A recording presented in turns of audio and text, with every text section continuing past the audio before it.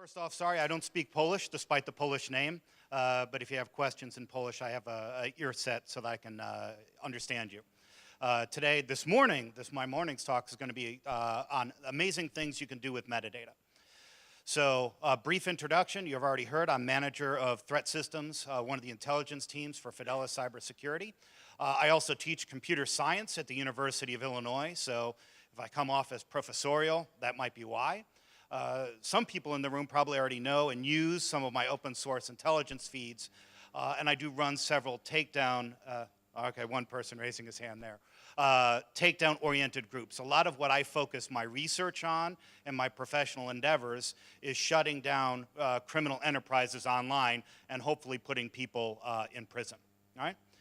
So as a lead up to this, right, you have all of these devices in your enterprises. You've got IDSs, SIEMs, full packet captures, firewalls that essentially produce two things. You've either got logs or you've got packets, right? That's the closest thing that I can come up with graphics for something like this. What they're not telling you, right, is the context of what you're seeing. They'll tell you, okay, you're seeing this snort ID alert from this IP address, or you're seeing this malware signature in this email, but there's not a lot of contextual stuff in there. Right? And I'm sure anybody who's ever done time in a SOC, you've got an alert, you've got to decide is it a false positive or not, and that consumes a lot of your time. So what's this metadata thing that we're talking about, right? Metadata is essentially data about something else. It's describing other data, right? You know, the word itself got popularized because of some of the NSA's monitoring and surveillance they do that they call metadata only, right? But that can be applied in the security context as well, right? So it's a very high level of what that looks like, right? This is just basically a network flow. You've got a source and destination IP address. You've got a duration when the session starts, that it's over TCP, right? That's not the content itself, it's about the content and how it's transmitted from point A to point B, right? You see the server port on port 80, you see the destination port on 4251, right? You see the HTTP protocol.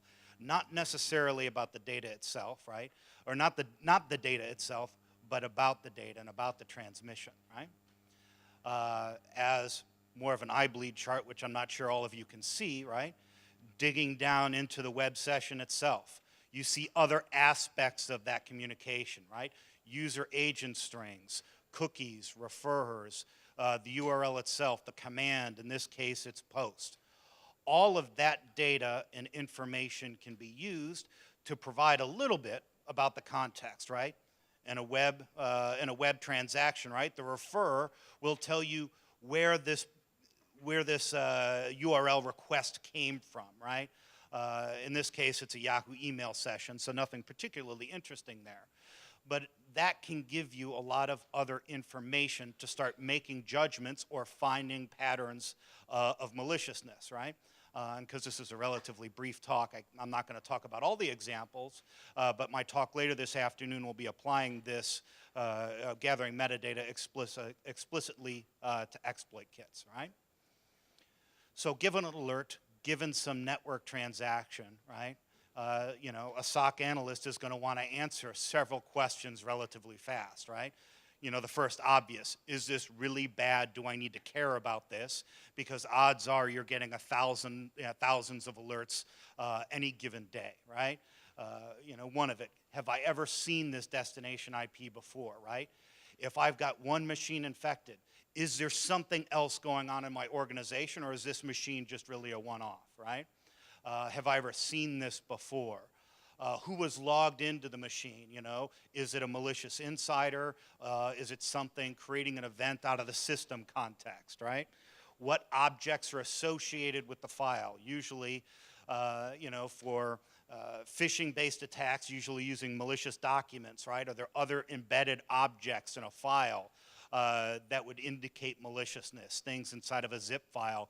A lot of ransomware infections are using malicious zips or document files or any number of lures, right? Who else has a copy of this document, right? Do I have one user with a problem, or do I have an attack on my entire enterprise, right? And the list of questions go on. Again, another eye bleed chart, but there are several aspects of every particular protocol or every particular object you will see with a security device that has more information than just the data itself, right? You know, an executable, right, has metadata associated with it, right? You know, what's the import hash for a given executable? That might give you some more insight as to whether something's a false positive or not, right?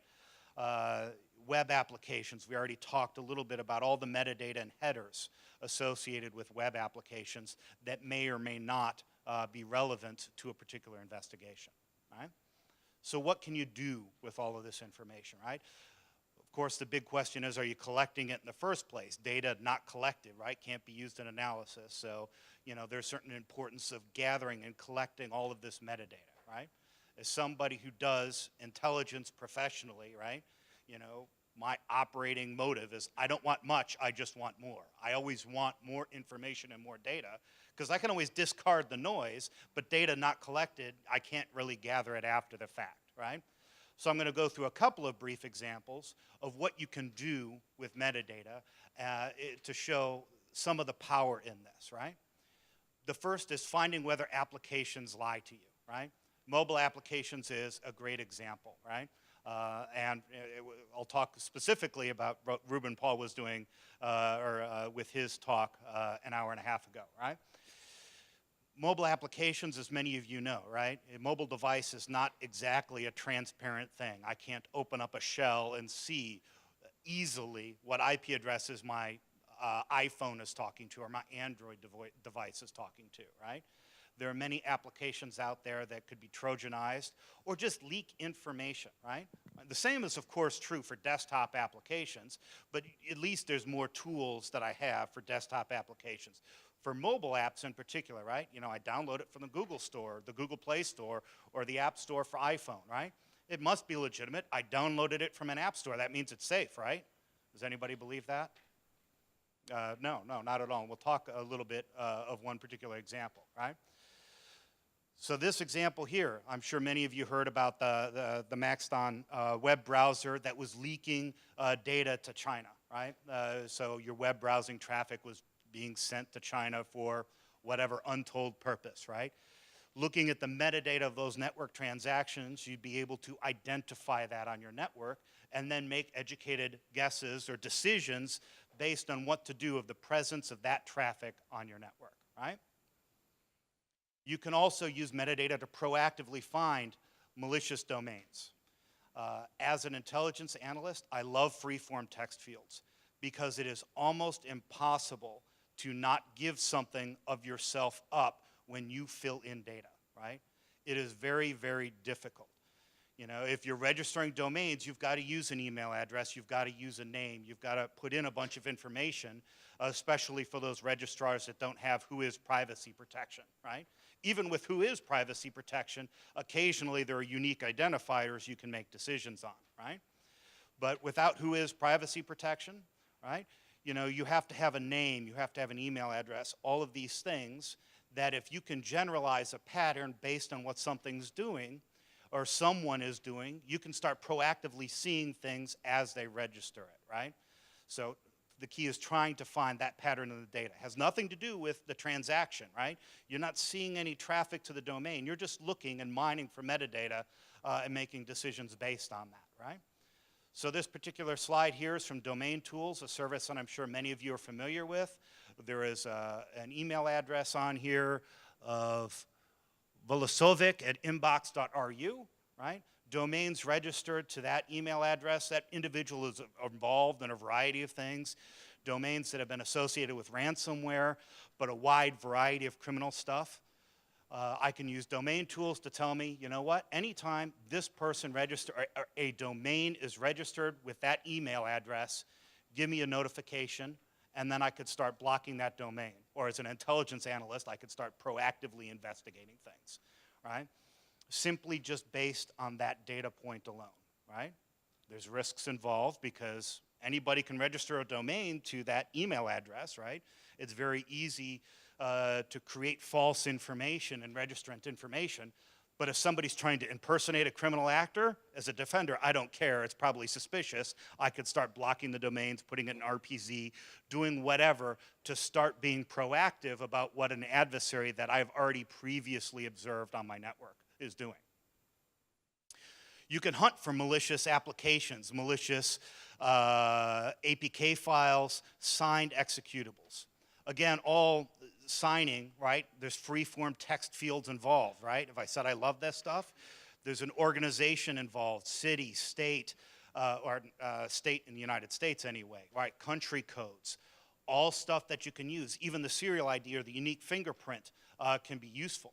It is very hard to create fake information on this that can't be reused. So in Ruben's talk earlier, right, he's creating a malicious APK. It'll all be with the same signing details, so I can proactively create a rule to monitor every time Ruben starts sending his malicious APKs out into the wild, right? So I can have a rule in my product that says, you've not been behaving, right? As an example, JSocket was, anyway, a multi-purpose Java and Android remote access tool. All of the Java Google APKs that it signed were signed with these details, right? Country code EU. I don't know what a country code of the European Union is, right? That's not a country, right? But that in and of itself is suspicious, right? I see a city and a state, Cincinnati, Oregon. Cincinnati is misspelled. There actually was a Cincinnati, Oregon in the 1800s. Now it's known as Eula, Oregon, and it's a population of 300. And I'm quite sure Oracle doesn't have an office there, right? So all of this is fake, right? But anytime the JSocket builder created an Android file, these would be the signing details in the APK, right? And I'm not saying that I use this to find many applications in the Google Play Store that were Trojanized with JSocket, but there were malicious applications in the Google Play Store signed by that and just found using the metadata, right? So now I can start finding malicious stuff out there in the wild based on simple stuff, right? This is metadata, right? This isn't inherently malicious, isn't inherently malicious, right? But if I can find that pattern, now I could say this is correlated to this and start making decisions, right? You can hunt for new command and control servers, right? One of the biggest problems, right, in security is we're inherently reactive, right? We get an alert, we see something that says something bad has happened, and then we made a decision. The problem with that is something bad has already happened, and now we have to clean things up, right? It tends to be very difficult to get ahead of an adversary, right? But if you know the network details of how a command and control server appears on the internet, right? You can start hunting these using Shodan or using any of the bulk internet scanners that Shodan and other things are based off of. So things like host keys for an SSH server, right? We would ignore that in everyday parlance. But if I can find a server that I know is malicious that has the same host key, I can look for other instances of IP addresses on the internet to find that same server, right? It may or may not be useful for finding things that are hiding behind anonymization services also, right? There are unique HTTP headers that show up every now and then for malware that uses the HTTP protocol, right? There may be application banners or something of how the system responds, whatever protocol it responds on. There may be some traffic it sends automatically. And then using whatever bulk scanning tool, like Shodan, you can start finding these things programmatically before they actually appear as an infection on your network, right? So this slide here is an example of finding Dark Comet of based off of, it looks like an 8-byte hexadecimal string that I have six search strings looking for, right? Finding a Dark Comet C2 listening out in the wild, right? So I know that if anything's talking to port 1604 to that IP address, I know I've got a problem before I even see the malware hitting my network, right? So that certainly has some real power for defenders, and certainly for somebody who does an intelligence. Now I'm going out and proactively hunting for things out on the internet before waiting for telemetry or an infection or some breach that I need to respond to. Okay? you can correlate separate attacks, right? All malware has some configuration items in it, right? Some are more verbose than others, but it all has some configuration to tell it where do I need to talk to and what do I need to do, right? Many of these have, again, free-form text fields or randomly generated fields that I can use to say, you know what, this maps to this, maps to this. And now I can start seeing attacker behavior over time, right? To get an idea of, okay, is this attack I am seeing right now, is this somebody who's been coming after me for 2 years, or are they new? You can start making decisions and inferences. Is this a script kiddie? Is this a criminal actor? Is this a nation state of pick whatever country's intelligence services, right? And assuming you have a body of that data, you can make some intelligent decisions. This is a configuration, again, of JSocket also, right? There's a domain name in there, right? I can create IOCs based on this, sure, but there's a lot of other fields not necessarily useful for detection, but that I can use to correlate. For instance, the nickname field is August 24RD bombing, right? Which is not the convention of English, be 24th, not 24'd, right? That typo itself and that nomenclature of bombing, I can tie a specific individual based on that and figure out what their motivations are, right? And I can go in great depth of that, but I only have a couple more minutes left, right? Some of those jar extensions are randomly generated stuff, right? The folder something, a jar file is dropped in, sure, I can create IOCs and YAR rules and start programmatically hunting my enterprise, but those have to be randomly generated explicitly. People will change their C2s over time. People will change nicknames and affiliate IDs and campaign IDs over time. But those fields, such as in this case, the jar variables, they have to explicitly punch re-randomize. Most attackers do not do that. So even though in and of itself that information has no meaning, I can use that to correlate attacks over time to say, hey, what malware have I seen that has this same randomly generated jar extension or jar folder, and that will tell me the specific individual, what they are doing. Useful for correlation, right? May give me something for attribution, right? But I can start using that to figure out things over time, right? This previous slide was an example of config from malware, right? You can mine that for a variety of purposes, correlation, prosecution, right? The Polish shirt has a system for doing this of mining configuration data out of malware also, right? And the last example, I know it's the news in the United States, I'm sure you've heard of it, the concerns that my government has with a certain Russian authority messing with our elections, right? Of hacking a political party. The downside of so much data being tracked electronically, right, is there's a huge privacy implications of the internet connected world, right?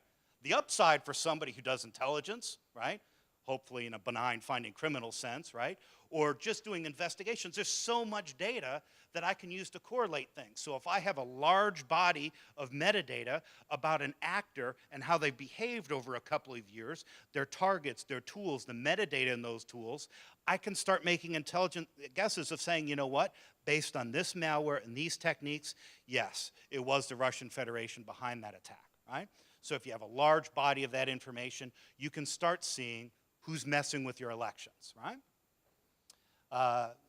I'm going to speak a little bit later around 2 p.m., right, of this applied to exploit kit tracking generally. But for now, this is it for my metadata talk. Are there any questions I can answer really quickly? You're going to let me out easy? Oh, yes. You mentioned many tools to do different analysis of different metadatas. Is there one stop place, something someone's working on where you can actually consolidate from like domain tools to others that you would want to be able to do quick research on these IOCs? Okay. So the question was, is there a set of open source tools to do this, right? I try not to get overly marketing speak. My product does this, kind of automatically derives as much as it can. But all objects have their different ways of getting metadata, right? With HTTP, right, you see it in the headers, you just need something that's application aware.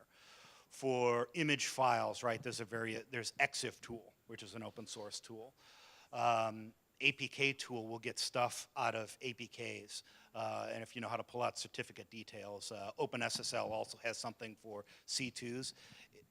There really isn't a good repository because it's different for almost every type of object, is the short answer. Other questions?